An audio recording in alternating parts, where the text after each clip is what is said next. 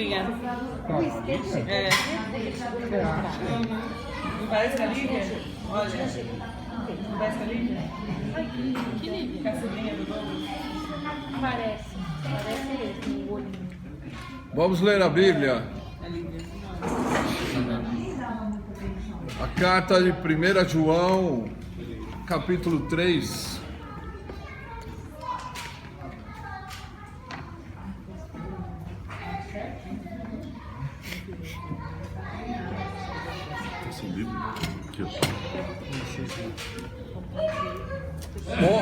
Ontem nós conversamos sobre o objetivo de Jesus vir em carne, que é destruir a obra do diabo, as obras do diabo, né?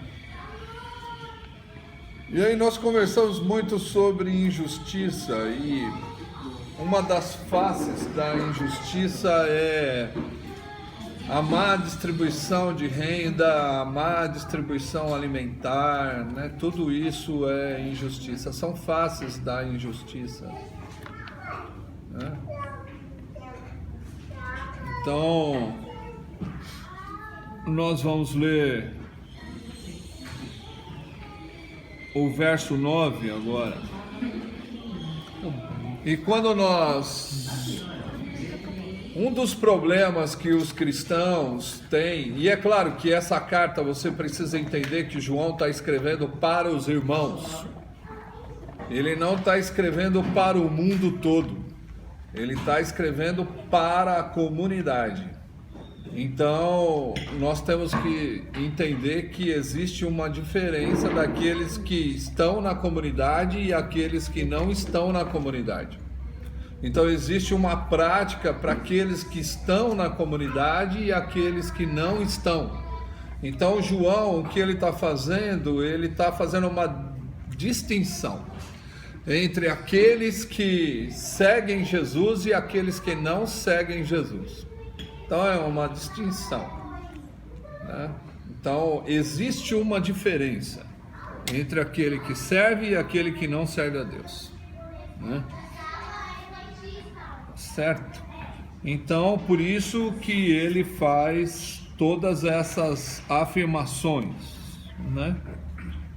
E no verso 9, ele vai dizer: aquele que é nascido de Deus não peca habitualmente, porque a semente de Deus permanece nele, e não pode continuar no pecado, porque é nascido de Deus. Nisto são manifestos os filhos de Deus e os filhos do diabo. Quem não pratica a justiça não é de Deus, nem o que não ama o seu irmão. Porque esta é a mensagem que ouvistes desde o princípio, que nos amemos uns aos outros.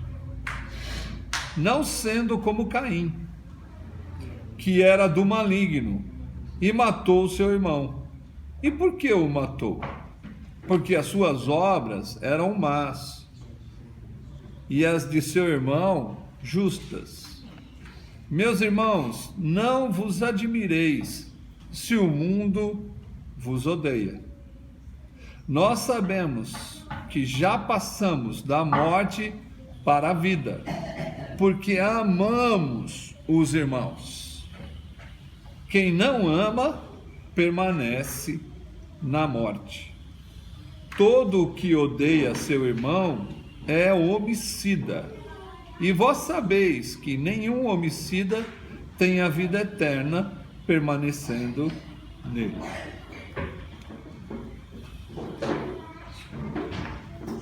É isso. Então nós já falamos sobre essa situação de pecado habitual, né? Que a gente faz do pecado um bichinho de estimação. E aí nós vamos nos unindo àqueles que têm os mesmos erros, as mesmas falhas. E aí nós vamos procurando a aprovação de todos. E por isso muitas vezes nós estamos juntando um grupinho para se rebelar. Então, e nós falamos também que a rebeldia é o sinal que o pecado é habitual. Então, quem é nascido de Deus não faz essas coisas habitualmente, ou seja, não é cotidiano, né, os erros. Então, ele está repetindo isso aí. Mas por que ele... por quê? Ele responde o porquê. Porque a semente de Deus está nele. Então existe uma diferença daqueles que são nascidos de novo e daqueles que não são nascidos de novo. Então ele vai dizer, porque a semente de Deus permanece nele e não pode continuar no pecado, porque é nascido de Deus. Então é algo que nós precisamos entender. Nós podemos ajudar você a mudar o seu comportamento. Nós podemos ajudar você com as diferenças ou com o convívio, você mudar o seu comportamento. Mas não existe possibilidade nenhuma de você se tornar filho de Deus ou nascido de Deus se não partir dele, se não partir de Deus. Então, nascido de Deus é nascido da vontade de Deus. Então, o novo nascimento ou a regeneração, que é uma palavra dogmática da teologia, é nascer de novo, né?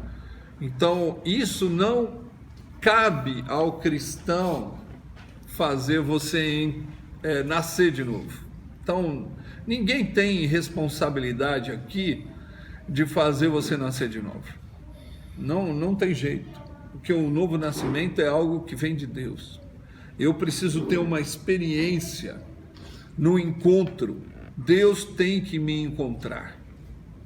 E é muito claro os sinais de quem nasceu de novo. E João, ele está dando esses sinais para que a gente possa entender quem nasceu de novo e quem não. Por quê? Porque a carta em si está sendo escrita para aqueles que acham que é só uma vida espiritual que vale, que o corpo não vale para nada, que a gente tem que amar a Deus, né? Somente a Deus, e a gente não precisa amar o outro.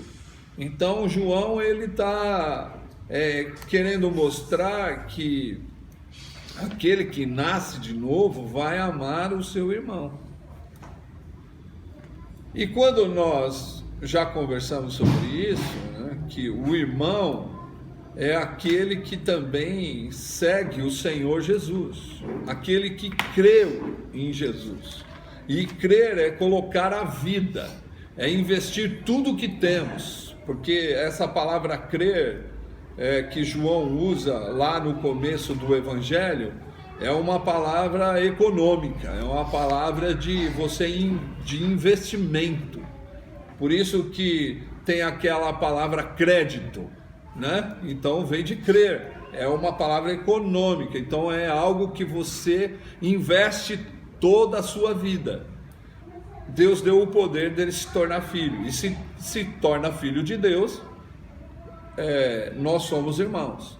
Então essa é a condição que João está dizendo, que sinaliza que eu sou nascido de Deus. Então são práticas aqui na terra, não é prática vertical, que eu amo a Deus e não amo ninguém. Porque se eu tenho essa ideia que eu amo a Deus e não amo ninguém, isso é religião. Isso é totalmente religioso. Eu amo a Deus e não amo ninguém. Isso é religioso. Agora, quem entendeu o Evangelho vai amar o seu irmão prioritariamente, né? Então ele está dando essa dica que vai falar sobre quem é nascido de Deus. Então, a ideia as ideias que foram passadas para nós há muitos anos atrás, foi uma ideia de espiritualizar tudo. Então hoje ainda nós sofremos as consequências dessa espiritualidade ou dessa abstratização, porque o que interessa é meu relacionamento com Deus, não interessa meu relacionamento com o outro. Então João, já nessa época, perto de 90, mais ou menos, ele já está tentando tirar o povo dessa ideia de espiritualizar tudo, de falar que é tudo espiritual, nós vivemos um mundo espiritual. Para João, a espiritualidade é se tornar humano, é se tornar mais humano. Para João, é você ter prática de dar a vida pelo outro. Então, a carta de João, ela faz parte da ideia de que o evangelho é vivido aqui na terra e não é vivido em outro lugar, como muita gente diz, né? Então João, ele é muito enfático, ele fala muitas vezes, e se você reler de novo a carta até o capítulo 3, você vai perceber que ele está fazendo uma distinção, uma diferença entre aqueles que são nascidos de Deus e aqueles que não são nascidos de Deus. Então ele está fazendo essa diferença. E aqui é muito claro, né, que ele continua. Então você poderia até fazer um exercício. Eu sei que você trabalha demais, que você não tem tempo para nada e tal aqui nessa casa, e você não consegue, né, fazer isso. Mas você poderia fazer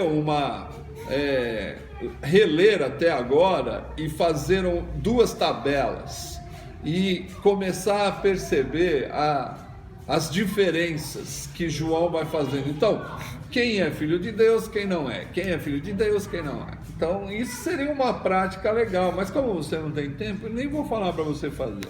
Mas seria legal se você fizesse, arrumasse um tempo, né? E aí você vai perceber, isso aqui, ó. Então eu preciso ter um encontro com Deus, porque isso aqui eu não estou fazendo. Então eu preciso buscar Deus. Como nós falamos ontem ou essa semana, que Deus, ele não vai se esconder de você se você buscá-lo de todo o coração. Deus não vai se esconder de você, porque ele ama.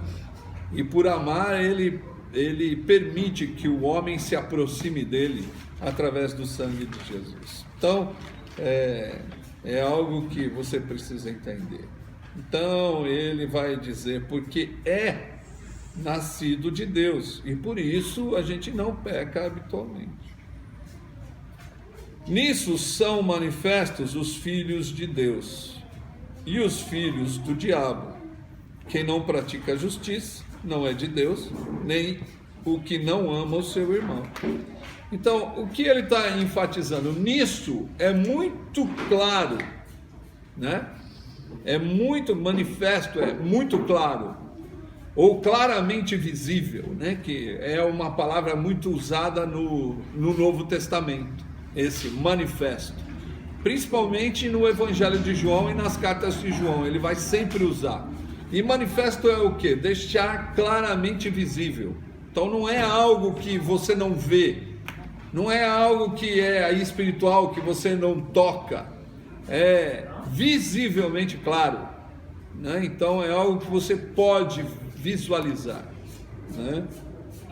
E é isso que ele vai falar, nisto é manifesto os filhos de Deus e os filhos do diabo. Quem não pratica a justiça não é de Deus, ou seja, quem pratica a justiça é filho de Deus. E quem não ama o seu irmão não é filho de Deus, mas quem ama é filho de Deus. Então, aqui já tem uma distinção. Mas quem são meus irmãos? Aqueles que creram em Jesus. Agora, crer em Jesus também requer exigências, porque o Evangelho, ele tem algumas exigências, né? Então, a exigência de amar o seu irmão. E amar aqui nesse texto, ou amar no Evangelho e também nas cartas de João, não é só dizer amar, não é só mandar um coraçãozinho, né, pela internet, pela web, né? Não é encher de coração, né, e soltar aqueles balões da internet. Isso não é, né?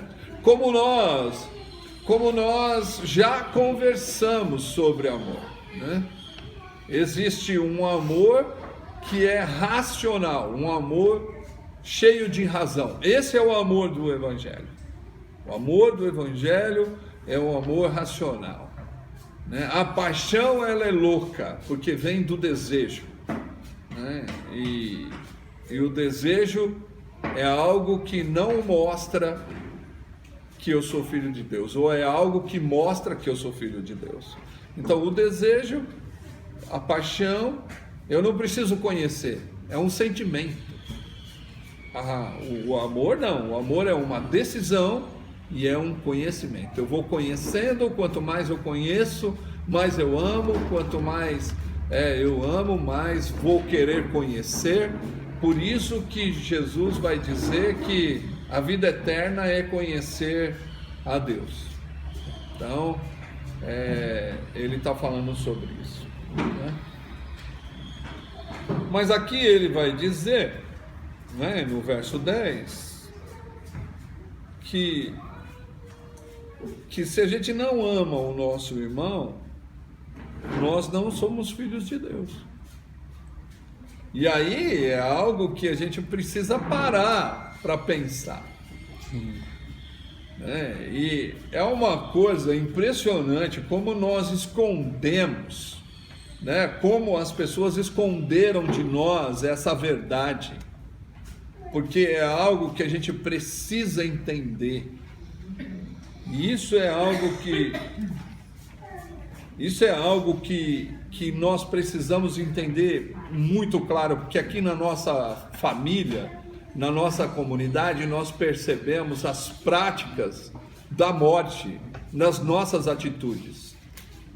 E aí a Bíblia diz, lá no verso 14, que você precisa entender: nós sabemos que já passamos da morte para a vida, porque amamos o irmão. Porque se nós amamos o nosso irmão, nós passamos da morte para a vida, ou seja, a vida eterna está sinalizada pela intensidade do amor que eu tenho para com o meu irmão. Então a vida eterna não é simplesmente uma decisão de levantar a mão e falar: eu quero Jesus e eu quero ir para o céu, me livrar desse corpo e me livrar dessa vida terrena. Não é isso. Vida eterna aqui para João nada mais é do que falar: eu vou intensamente amar. E não é algo que eu vou só dizer que amo.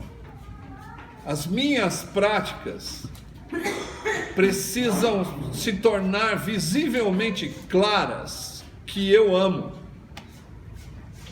Por isso que ele vai usar a palavra manifesto, manifestar, sair de trás da cortina, entendeu? É essa situação. Aí a gente fala: não, mas o amor vale tudo. Não, o amor não vale tudo. Não vale tudo. O amor não vale tudo. Eu posso ter várias práticas de amor. Não, só tem uma prática de amor, que é dar a vida pelo outro. Essa é a prática do amor. Agora, se eu estou pouco cagando para o outro, a Bíblia diz que você não saiu da dinâmica da morte, né? Então, as minhas preocupações precisam estar na sobrevivência do meu irmão. Eu preciso fazer com que o meu irmão sobreviva. E aí eu olho, e aí você olha para a necessidade do seu irmão e você vai dizer: precisamos orar por ele. Esse é complicado. Ou então, quando nós temos um parente chegado, um irmão chegado, ou um irmão que nasceu da mesma barriga, aí nós vamos socorrer. Nós vamos socorrer, porque ele é meu irmão. Que parada louca é essa? O cara não professa a mesma fé, o cara não é irmão em Cristo Jesus. Então a gente nota que a gente tem falhas na nossa construção, porque nós não conseguimos amar de verdade aquele que creu, que acredita, que dá crédito na encarnação de Jesus. E aí é lógico, né, que a Bíblia aqui está dizendo no verso 14,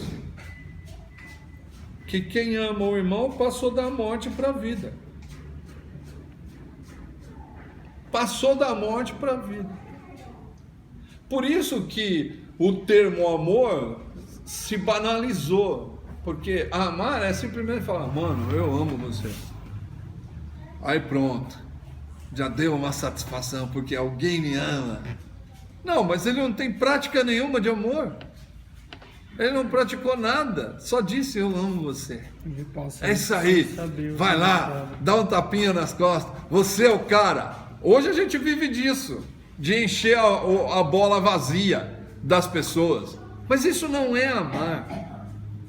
Nós estamos preocupados com o nosso umbigo, por isso que nós falamos para os caras, não, você é o cara, porque o cara precisa da autoestima para viver hoje. Mas que parada louca é essa? Você vai se alimentar da autoestima? Ou todos os livros que são lançados hoje são lançados para satisfazer a nossa barriga, os nossos desejos? Ninguém mais diz que essa coisa, essa situação que nós vivemos hoje é falta de amar, é falta de dar a vida, é falta de se entregar ao outro. Essa é a realidade. Então é muito fácil, né? Vamos orar para que Deus expulse a pobreza, a miséria. Vamos orar para que Deus possa te dar um carro. Vamos orar para que... É lógico, tudo é Deus, né? Ou é tudo Deus ou é tudo o diabo. Essa pobreza que você vive é do diabo. Não, cara. Espírito da pobreza. Espírito da pobreza. Não, cara, não. É um problema do egoísmo, da ganância sua. Por isso que não resolve a situação. Então, essa é uma dificuldade. E aí é lógico, né? Que ele vai falar de Caim. Mas qual foi a prática do Caim? Matar o seu irmão. Agora, por que ele matou o seu irmão?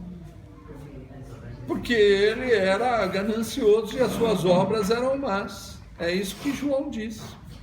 Então, a falta do amor só me sinaliza que as minhas práticas são más. As minhas práticas são más quando eu não me interesso profundamente por aquele que creu em Jesus. E essa é uma dificuldade minha. Essa é uma dificuldade nossa. E a gente nota muito claro na dinâmica da nossa casa. E que nós temos que mudar. Porque Jesus, ele nos encontrou. E por nos encontrar, nós precisamos nos interessar profundamente pelo outro. Se importar pelo outro, completamente. E essa é uma dificuldade. Essa é uma dificuldade. Então, e João, ele vai dizer no verso 13, irmãos, não vos admireis se o mundo vos odeia. Cara, essa é uma condição de ser filho de Deus. Nós buscamos autoafirmação no mundo inteiro. Mas aqui a Bíblia fala, cara, não se admire se o mundo te odiava. Não se preocupa com essa parada, não. Entendeu? Porque o que interessa é o que você tem que fazer. E aí, nós estamos acostumados a receber troféus, né? Essa é a realidade. Essa questão que o mundo do hemisfério norte colocou em nós é muito aterrorizante, medonho, malvado, injusto. E nós vivemos essa prática que é mais fácil. É mais fácil a gente falar, não, Deus vai livrar, do que falar, não, eu vou te ajudar. Então, o amor é se colocar como resposta à necessidade do outro. Mas a gente foge disso. A gente foge. Né? Eu já tenho uma cama, para que eu vou fazer mais cama? Porque eu já tenho a minha. Não é? Sim, lavar a panela. Não, já tem alguém lavando panela, eu vou falar que eu quero lavar a panela. É sempre essas coisas. Isso é a dinâmica da morte. Mas se eu vejo alguém fazendo esforço, eu tenho que ajudar. Porque aí o esforço será menor. Mas o que interessa é o que eu vou deixar de fazer, e não o que eu vou fazer pelo outro. Então, é difícil a gente sair dessa dinâmica, né? Mas não é impossível. Então, não procure aprovações no mundo, porque você não terá. Se você encontrar a aprovação no mundo, você tem que entender que tem algo errado com a tua fé. Porque o mundo, a Bíblia deixa claro que vai te odiar. Vai te odiar. Eu lembro quando nós começamos a casa, eu fui na casa do meu pai para informar, né, a minha família que eu ia morar com um monte de gente. Meu pai disse na minha cara assim, você não é meu filho, pode ir embora daqui. Nossa, E você vai colocar a minha nora e meus netos no meio dessas pessoas? Você é igual a eles, pode ir embora daqui. E aí eu olhei para ele e disse assim, eu não vim aqui buscar aprovação, eu vim aqui só informar. Porque o que Deus quer que eu faça é maior do que o que você acha que é certo. Então, uma das coisas que nós temos que entender é que a gente não tem que buscar aprovação em ninguém. E essa é uma condição de viver o Evangelho. Eu tenho que olhar para o meu irmão e mesmo com toda a dificuldade, eu tenho que crer que tem uma imagem e essa imagem é de Deus e que eu tenho que amá-lo, porque ele foi criado por Deus, projetado por Deus, amado por Deus. E eu tenho que olhar e falar assim, não, tem alguém lá dentro que é bom. Eu tive uma conversa com uma pessoa e eu disse a ela, eu não quero acreditar que você foi criado para fazer a maldade, porque todos nós não fomos criados para fazer maldade. E eu disse para essa pessoa assim, existe alguém bom aí dentro, e eu quero que ele saia.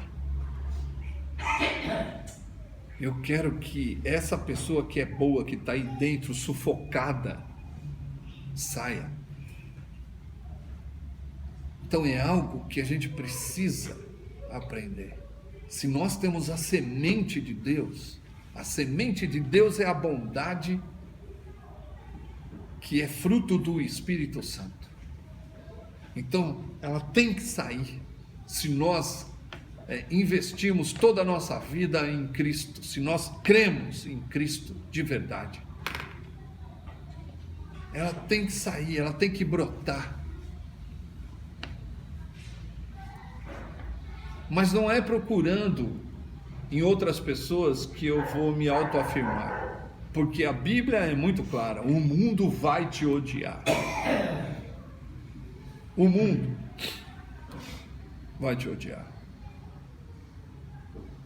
porque as suas práticas são práticas claramente visíveis, que você vai ser contra a qualquer injustiça ou a qualquer atitude de morte.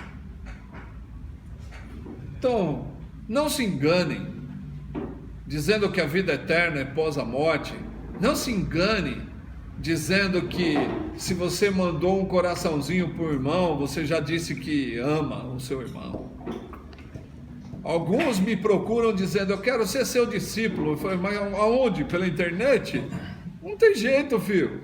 Porque discípulo tem que andar junto, tem que viver junto, tem que ver o quanto eu não presto, o quanto eu presto, as qualidades que tenho, positivas e negativas. Eu tenho que aprender com a pessoa tem que aprender comigo, e assim vai. A vida cristã é um relacionamento pessoal, íntimo, e não pela internet, né?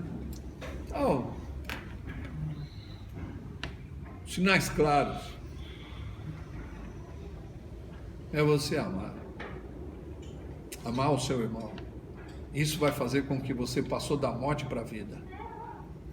E toda prática que leva você a matar alguém, a Bíblia diz que você odeia o seu irmão, você é homicida, já matou. Então, antes de matar alguém, eu tenho que odiá-lo para matá-lo. Aí se torna tão comum a gente matar todo mundo que a gente nem liga mais.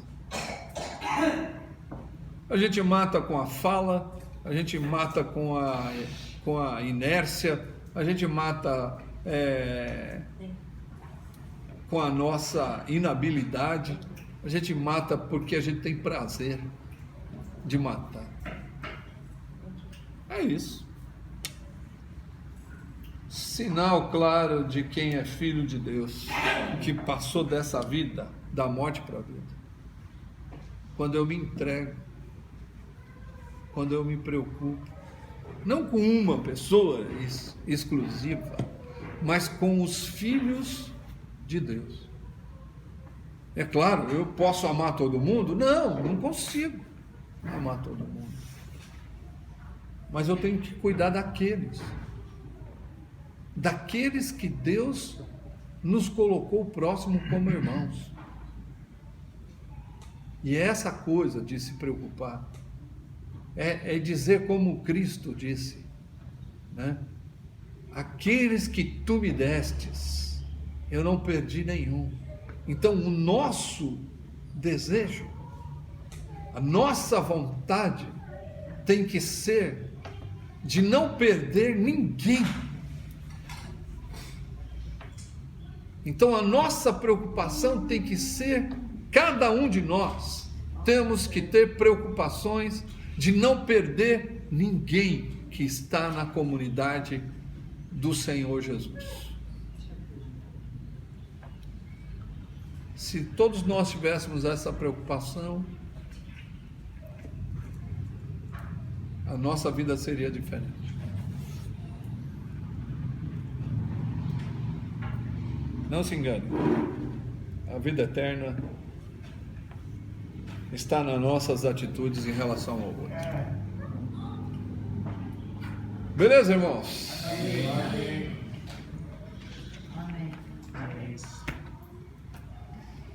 É isso aí. Alguém quer falar alguma coisa? Se não, podemos orar.